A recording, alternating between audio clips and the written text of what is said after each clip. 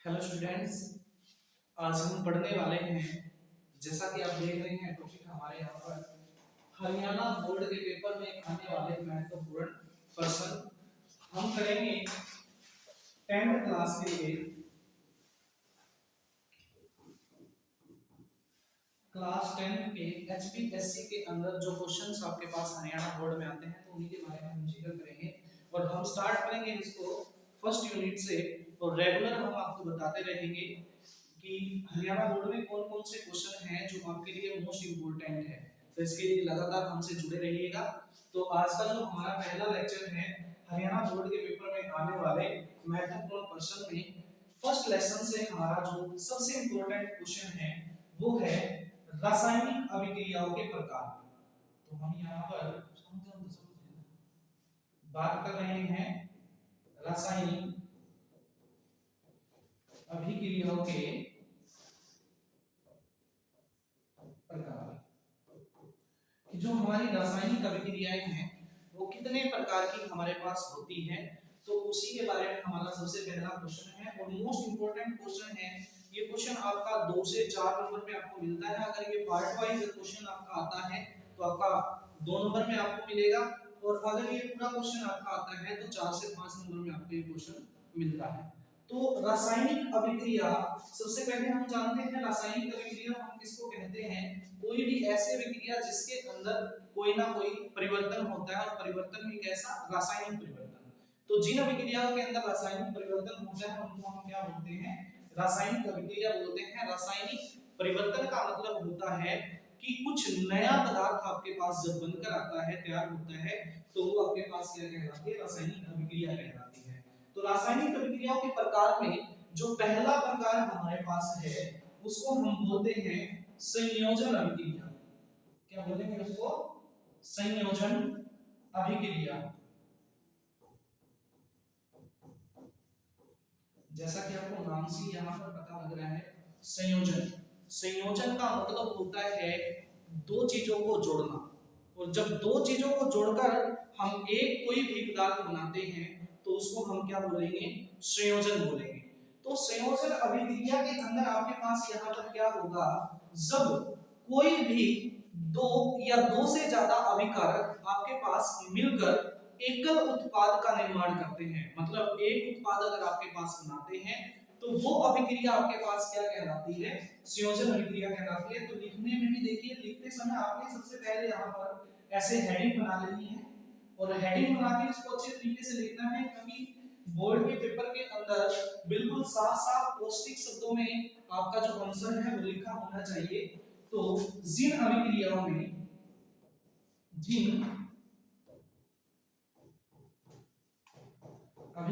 में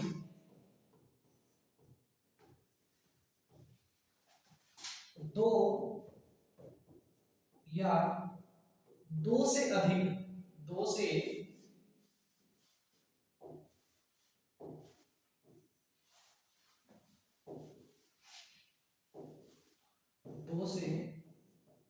अधिक अभिकारक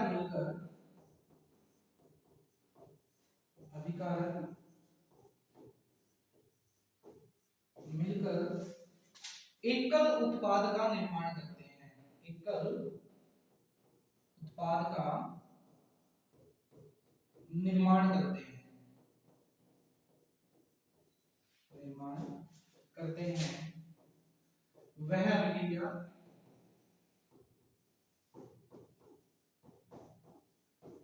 संयोजन अभिक्रिया कहलाती है। कौन सी अभिक्रिया कहलाती है संयोजन अभिक्रिया कहलाती है।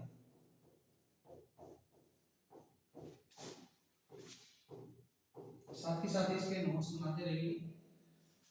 एग्जाम टाइम में आपके बहुत काम आएंगे और अभी बोर्ड के एग्जाम भी आने वाले हैं तो तब तक हम आपको साइंस के जितने भी इंपॉर्टेंट क्वेश्चन हैं वो रेगुलर आपको करवाते रहेंगे।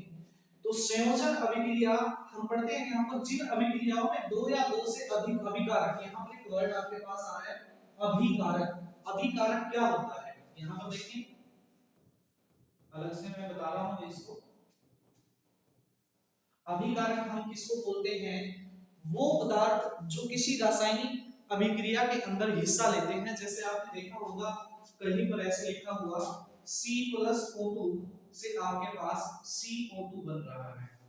अब यहाँ पर अगर हम बात करते हैं, ये जो एरो आपको दिखाई दे रहा है, इस एरो से लेफ्ट साइड में ये दोनों जो आपके पास पदार्थ है कार्बन और ऑक्सीजन, ये दोनों किसी रासायनिक अभिक्रिया के अंदर क्या कर रहे हैं? हिस्सा ले रहे हैं। और जो किसी भी रासायनिक अभिक्रिया के अंदर हिस्सा लेता है उसको हमने क्या नाम दिया है? यहाँ पर अभिकारक नाम दिया है। और अभिकारक जब आपके पास जुड़ते हैं, दो या दो से ज्यादा अभिकारक जब आपके पास जुड़ते हैं, मिलते हैं, तो उन्होंने आपके पास यहाँ पर किसका निर्माण किया है? एक उत्पाद का निर्माण आपके पास यहाँ पर किया है, एक उत्पाद आपके पास यहाँ पर बनाया है। तो एरो के जो इस साइड में जो नया पदार्थ आपके पास बना है, वो नया पदार्थ आपके पास क्या कहलाता है? उत्पाद कहलाता है। क्या कहलाता है? उत्पाद कहलाता है। और कई रिएक्शंस के अंदर आपने देखा होगा, कई अभिक्रियाओं के अंदर यहाँ पर एरो के ऊपर कुछ ना कुछ आपके पास लिखा होता है, और जो ये लिखा हुआ है यहाँ एरो के ऊपर, ये हमारे पास क्या कहलाता है? उत्प्रेरक कहलाता है। क्या कहलाता है? उत्प्रेरक। क्वेश्चन को बिल्कुल डीपली अच्छे तरीके से समझिए। एक बार अगर आपने इसको अच्छे से यहाँ पे पढ़ लिया तो दोबारा से आपको याद करने की भी जरूरत नहीं पड़ेगी। बिल्कुल एक एक वर्ड को अच्छे तरीके से आपको समझना है। उत्प्रेरक आपके पास क्या होता है? उत्प्रेरक वो पदार्थ होते हैं आपके पास जो किसी भी रासायनिक अभिक्रिया की स्पीड को बढ़ा या घटा सकते हैं। मतलब क्या है मेरे कहने का? मान लीजिए एक रिएक्शन आपकी 5 घंटे में हो रही है। कितने घंटे में हो रही है? 5 घंटे में आपके पास वो हो रही है। और हमने वहां पर क्या किया? उस रिएक्शन के अंदर, उस अभिक्रिया के अंदर हमने एक पदार्थ को जोड़ दिया, और उस पदार्थ के जुड़ने से आपके पास वो रिएक्शन आपकी 10 सेकंड में हो रही है। कितनी सेकंड में हो रही है? 10 सेकंड में हो रही है। तो इस पदार्थ ने जो हमने एरो के ऊपर रखा, उसने इस रिएक्शन की स्पीड को बढ़ा दिया। जहां पर 5 घंटे लग रहे थे, वहां पर हमें कितनी देर लग रही है? 10 सेकंड लग रही है। तो ऐसे जो आपके पास पदार्थ होते हैं वो क्या कहलाते हैं? उत्प्रेरक कहलाते हैं। क्या कहलाते हैं? उत्प्रेरक। और अगर इनका यूज हमारी बॉडी के अंदर होता है, किसी भी लिविंग सिस्टम के अंदर, जैव किसी भी घटक के अंदर अगर हम इसका यूज करते हैं, तो ये उत्प्रेरक ही आपके पास बन जाता है क्या? एंजाइम। क्या बन जाता है? एंजाइम। तो यहाँ पर हम बात कर रहे हैं, अभिकारक वो है जो किसी अभिक्रिया के अंदर हिस्सा ले रहा है, उत्पाद वो है जो कोई नया कंपाउंड बन रहा है, और इस एरो के ऊपर जो रखा जाता है, जो अपने अंदर कोई भी चेंज, कोई भी परिवर्तन नहीं आने देता, उसको हम क्या बोलते हैं? उत्प्रेरक बोलते हैं। और जैविक क्रिया के अंदर ये क्या कहलाएगा? एंजाइम कहलाएगा। हमारा क्वेश्चन है संयोजन अभिक्रिया। जिन अभिक्रियाओं में दो या दो से अधिक अभिकारक मिलकर आपके पास एकल उत्पाद का निर्माण कर रहे हैं, वो अभिक्रिया आपके पास कौन सी अभिक्रिया कहलाती है? संयोजन अभिक्रिया कहलाती है। और इसका एग्जांपल आप देख चुके हैं, C+O2 से आपके पास क्या बन रहा है? CO2। अगर मान लीजिए एग्जाम में आपको ये भी याद नहीं रहता है, तो आप सिंपल एग्जांपल तो लिख ही सकते हैं। सिंपल एग्जांपल का मेरा मतलब क्या है? आप यहाँ पे लिखिए A+B। A और B को मिलाने से आपके पास क्या बन रहा है? C बन रहा है। कम से कम इतना तो आपको करना होगा कि हमारे पास यहाँ डेफिनेशन में बोला गया है कि दो चीजों को हमने जोड़ा है, A प्लस B को, हमारे पास क्या बना है? C। मतलब एक का उत्पाद हमारे पास बना है। तो ये अभिक्रिया हमारे पास क्या कहलाती है? संयोजन अभिक्रिया कहलाती है। नेक्स्ट हम चलते हैं, दूसरा इसका पार्ट जो हमारे पास है वो है हमारे पास वियोजन अभिक्रिया। कौन सी अभिक्रिया? वियोजन अभिक्रिया।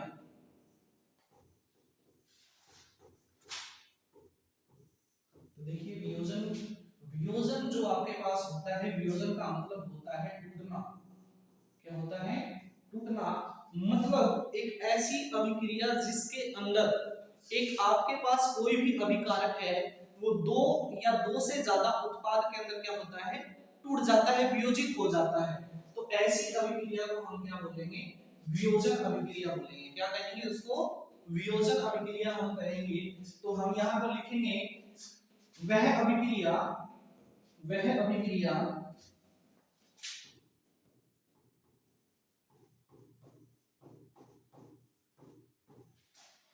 जिसमें एकल अभिकारक, एक अभिकारक आपके पास एकल अभिकारक वियोजित होकर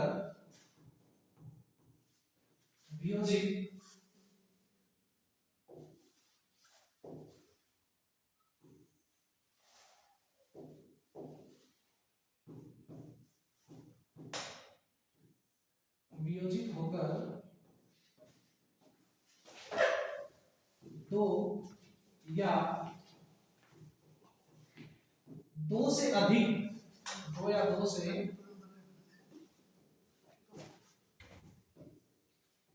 अधिक उत्पादों का निर्माण करते हैं। उत्पादों का निर्माण करते हैं वह अभिक्रिया आपके पास क्या कहलाती है? वियोजन अभिक्रिया कहलाती है। जैसे हम एग्जांपल ले रहे हैं CaCO3, ये जो आपके पास है इसको हम क्या बोलेंगे? Calcium carbonate. क्या बोलेंगे? Calcium carbonate. कुछ बच्चों को इसमें भी परेशानी होती है, इनका नाम हम कैसे रखें? तो आपको यहाँ पर सबसे पहले तो याद करना होगा 1 से 30 तक के जो आपके परमाणु क्रमांक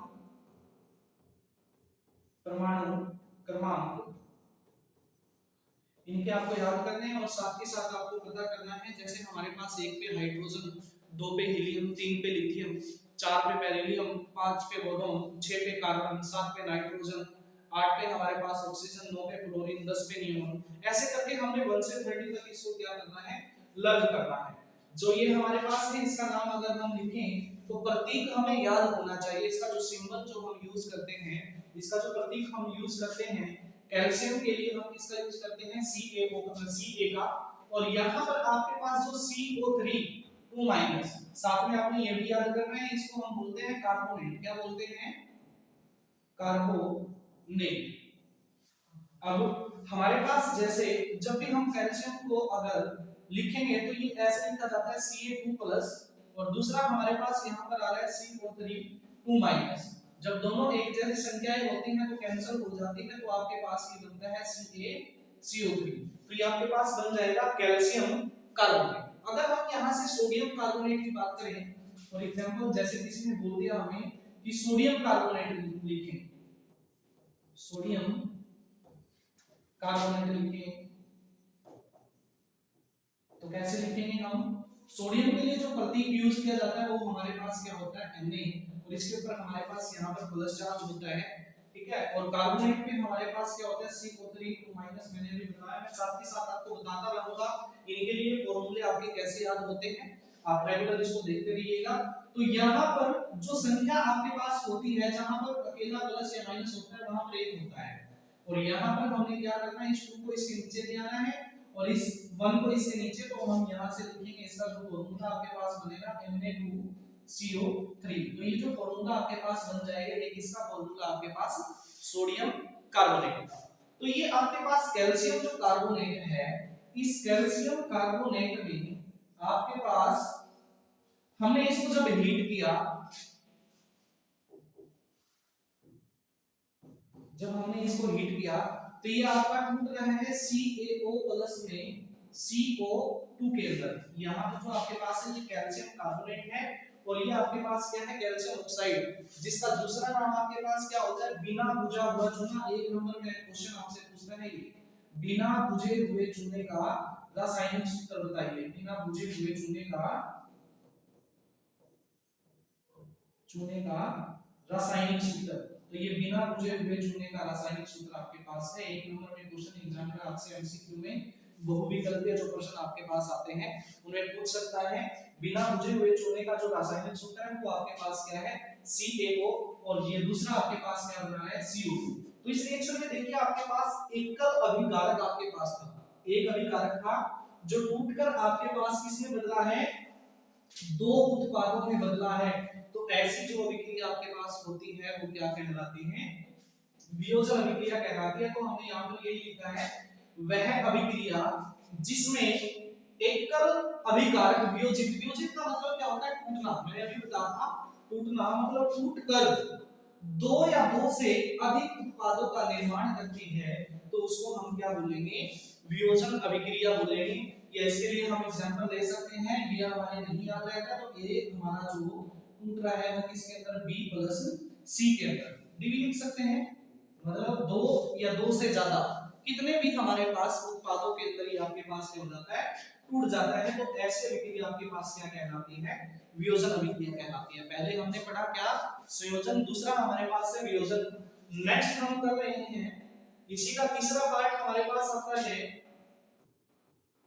तीसरा पार्ट हमारे पास है विस्थापन अभिक्रिया। कौन सी अभिक्रिया, विस्थापन अभिक्रिया।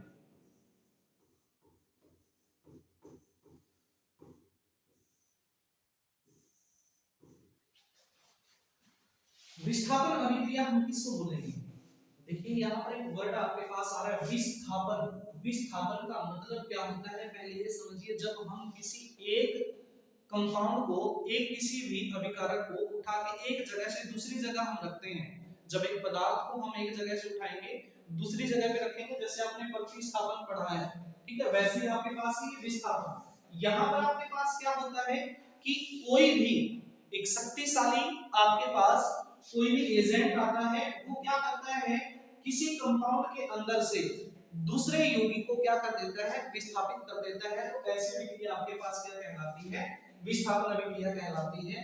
तो यहाँ पर देखते हैं विस्थापन अभिक्रिया को हम किस प्रकार से करेंगे। वह अभिक्रिया,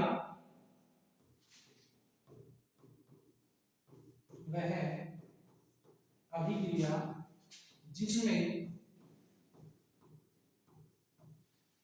एक शक्तिशाली अणु या अणुओं का समूह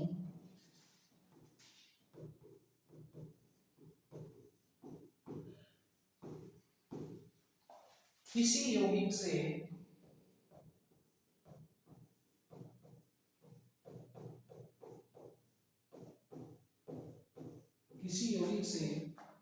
दूसरे अणु को विस्थापित कर देता है, विस्थापित कर देता है, कर देता है।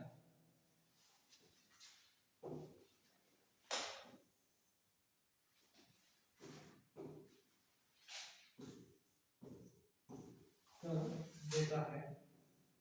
तो ऐसी जो अभिक्रिया आपके पास वो क्या कहलाती है, आपके पास विस्थापन अभिक्रिया कहलाती है। एक छोटा सा एग्जांपल मैं इसके अंदर ले रहा हूं, बहुत इंपॉर्टेंट है, वो अलग से भी आपके पास 2 नंबर में क्वेश्चन आ सकता है। देखिए बहुत ही इंपॉर्टेंट, मोस्ट इंपॉर्टेंट है। यहां पर हमारे पास आया CuSO4 और हमने इसके अंदर डाला Fe को, तो यहां पर क्या होगा, हमें देखना है कि जो Fe हमारे पास होता है आयरन, आयरन के लिए हम इसको यूज करते हैं, जो लोहा आप यूज करते हैं उसी का फॉर्मूला है ये, उसी का जो प्रतीक है Fe आयरन। और ये आपके पास कॉपर, जिसको आप तांबा बोलते हैं, कॉपर सल्फेट के अंदर जब हमने आयरन को डाला तो आयरन जो है वो कॉपर से ज्यादा स्ट्रांग है, तो कॉपर से ज्यादा स्ट्रांग है तो ये यहाँ पर क्या करेगा, इस कॉपर को बाहर फेंक देगा और SO4 के साथ अपने आप क्या करेगा, बॉन्ड बना लेगा। तो ये आपके पास क्या बनेगा, FeSO4। अब ये क्वेश्चन आपके पास आता है, पहला क्वेश्चन इन टेक्स्ट में आपको मिलेगा ये कि क्या होता है जब लोहे की कील को कॉपर सल्फेट के विलयन में डाला जाता है, या कॉपर सल्फेट के विलयन में जब लोहे की कील को डाला जाता है तो उसका रंग है वो क्यों बदल जाता है। ऐसा क्वेश्चन भी आपको मिल सकता है ये। तो यहाँ पर आपके पास क्या है कि जो कॉपर सल्फेट है वो आपके पास किस कलर का होता है, ब्लू कलर का, मींस नीला होता है। कैसा होता है, नीला होता है। और ये धीरे धीरे धीरे धीरे इसमें बदल जाता है, लाइट ग्रीन के अंदर बदल जाता है, मतलब हल्के हरे के अंदर ही आपके पास क्या हो जाता है, बदल जाता है। तो यहाँ पर आपके पास क्वेश्चन आया कि क्या होगा जब कॉपर सल्फेट के सॉल्यूशन में लोहे की कील को डाला जाता है। तो जब कॉपर सल्फेट के सॉल्यूशन में हम लोहे की कील को डालेंगे तो लोहा जो आयरन हमारे पास है वो कॉपर से ज्यादा शक्तिशाली है, तो वो क्या करेगा, कॉपर को यहाँ से क्या कर देगा, विस्थापित कर देगा, जिससे आपके जो सॉल्यूशन का विलेन का जो कलर है वो नीला था वो धीरे धीरे कैसा हो जाएगा, हल्का हरा हो जाएगा। तो ये हमारे पास जो है विस्थापन अभिक्रिया। विस्थापन अभिक्रिया का एग्जांपल मोस्ट इंपोर्टेंट है। दूसरा मैं आपको बता देता हूं, एक सिंपल सी कॉमन हम बात करते हैं। मान लीजिए यहाँ पर एक बेंच है और एक ही स्टूडेंट उसके ऊपर यहाँ पर बैठा हुआ है, और कोई भी स्ट्रॉन्ग बड़ा स्टूडेंट, कोई आपसे ज्यादा हैवी स्टूडेंट यहाँ पर अगर आ जाता है तो वो आपको क्या करेगा, यहाँ पर आपको इसके लिए कुर्सी को छोड़ना क्या हो जाएगा, अनिवार्य हो जाएगा। तो ये जो बड़ा स्टूडेंट है ये क्या करेगा, इस कुर्सी पर बैठ जाएगा। या दूसरी बात हम करते हैं, यहाँ पर स्कूल के अंदर आपने देखा होगा कि यहाँ पर कुर्सी आपके पास एक है, टीचर आपकी क्लास में है, जैसे ही कोई भी बड़ा अधिकारी आपके पास आता है, प्रिंसिपल वगैरह जो भी आता है, तो यहाँ पर क्या करना पड़ता है, कुर्सी को छोड़ना पड़ता है। तो ऐसे ही जब एक शक्तिशाली कोई भी आपके पास यौगिक कोई अणु जब आता है तो वो दूसरे अणु को क्या करता है, यहाँ से विस्थापित कर देता है। कि ये अभिक्रिया आपके पास कौन सी अभिक्रिया कहलाएगी, विस्थापन अभिक्रिया। तो वह अभिक्रिया जिसमें एक शक्तिशाली अणु या अणुओं के समूह द्वारा किसी यौगिक से दूसरे अणु को क्या कर दिया जाता है, विस्थापित कर दिया जाता है, तो वो अभिक्रिया आपके पास क्या कहलाती है, विस्थापन अभिक्रिया कहलाती है। नेक्स्ट पार्ट किसका है, फोर्थ पार्ट आपके पास यहाँ पर है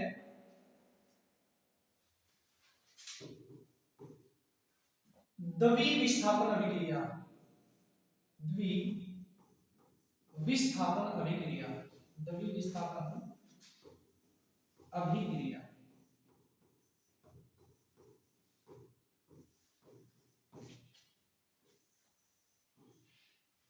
द्विविस्थापन, देखिए यहाँ पर क्या है, नाम से देखेंगे हम, विस्थापन तो इसमें होता है, लेकिन द्वि मतलब दो, मतलब दोनों का विस्थापन होता है। किसका होता है, दोनों का विस्थापन होता है।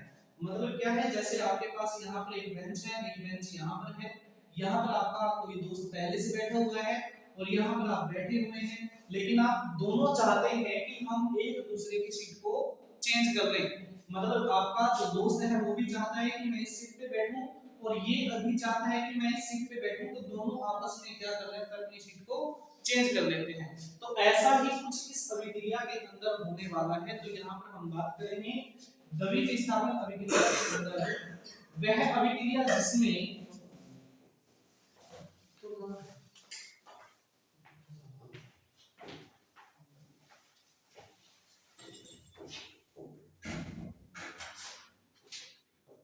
वह अभिक्रिया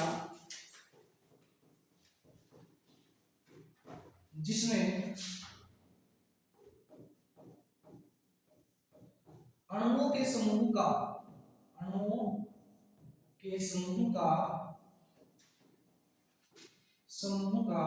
या अणुओं का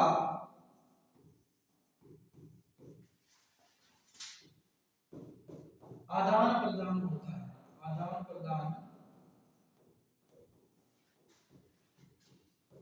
होता है, वह अभिक्रिया आपके पास क्या कहलाती है, द्विविस्थापन अभिक्रिया कहलाती है। तो द्विविस्थापन अभिक्रिया के अंदर हम एग्जांपल देखते हैं, बहुत ही मोस्ट इंपोर्टेंट एग्जांपल है, ये भी क्वेश्चन में आपके काम आएगा। Na2SO4 sodium sulphate plus barium chloride से आपके पास बनता है BaSO4 प्लस NaCl। अब देखिए यहाँ पर जो सल्फेट था वो किसके साथ चला गया, Ba के साथ चला गया, बेरियम के साथ। जो क्लोरीन था आपके पास वो किसके साथ चला गया, सोडियम के साथ। मतलब दोनों ने आपस में अपने अणुओं को क्या कर लिया, विस्थापित कर लिया, आदान प्रदान कर लिया, चेंजिंग कर ली दोनों ने। तो ये जो अभिक्रिया आपके पास कहलाती है द्विविस्थापन अभिक्रिया कहलाती है।